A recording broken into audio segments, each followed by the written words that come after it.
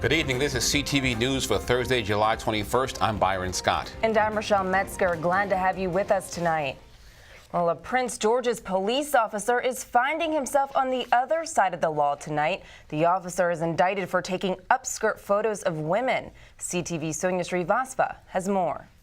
Well, that's right. A Prince George's grand jury indicted Officer James Sims this morning for allegedly taking upskirting pictures of unsuspecting women. Now, so far, we do know that there are 4 victims in all, 4 women, and 2 of the victims were told their pictures were taken during a legal traffic stop.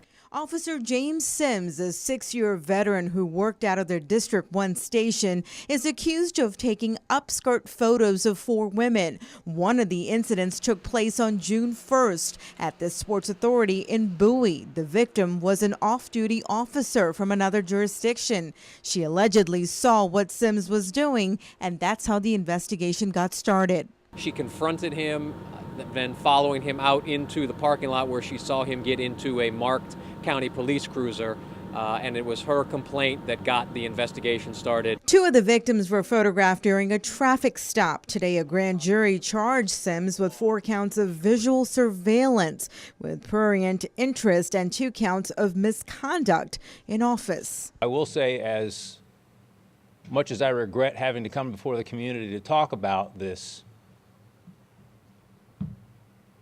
is the process working.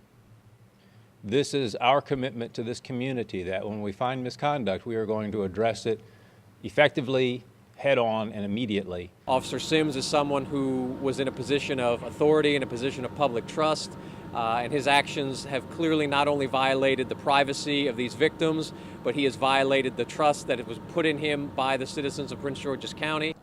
Now, Officer Sims is currently on administrative leave, and we're told that there could be more victims in the case.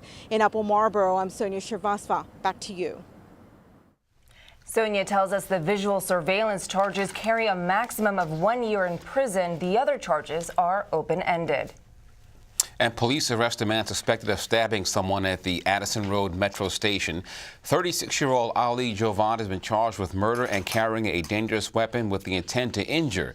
The incident happening at the bus bay just before 7:30 Wednesday evening. 2 men got into an argument when one pulled out a knife, police say, and stabbed the other in the chest. The victim was pronounced dead at the scene.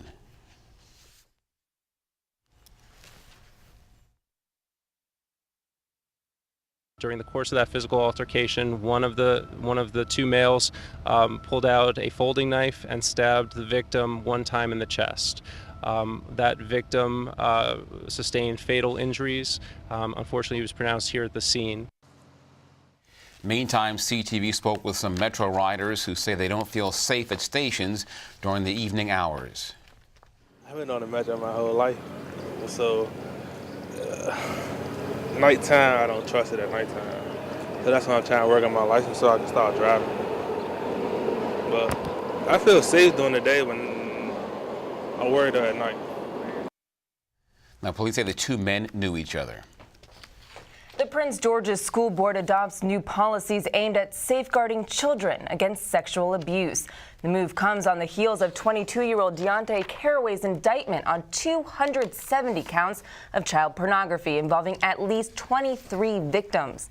Caraway was a volunteer at Judge Sylvania Woods Elementary School in Glenarden. The new policies address issues regarding employee training, reporting of abuse, and inappropriate conduct. There will also be mandated annual staff training and reviews of curriculum content. And Congressman Steny Hoyer tours a tech manufacturing company. FlexCell is a College Park-based company that manufactures custom batteries. It was founded as a startup at the University of Maryland. CTV took the opportunity to talk politics with Hoyer, who says he's looking forward to the DNC, which begins Monday. He says it will be historic. The convention, I think, is going to be exciting. I think it's going to be unified. I think you're going to see a party that is focused. And frankly, I don't think you're going to see anybody speak on the podium who doesn't endorse enthusiastically Hillary Clinton. Now, Hoyer making reference to Senator Ted Cruz's speech last night at the RNC, which drew criticism for not endorsing Donald Trump.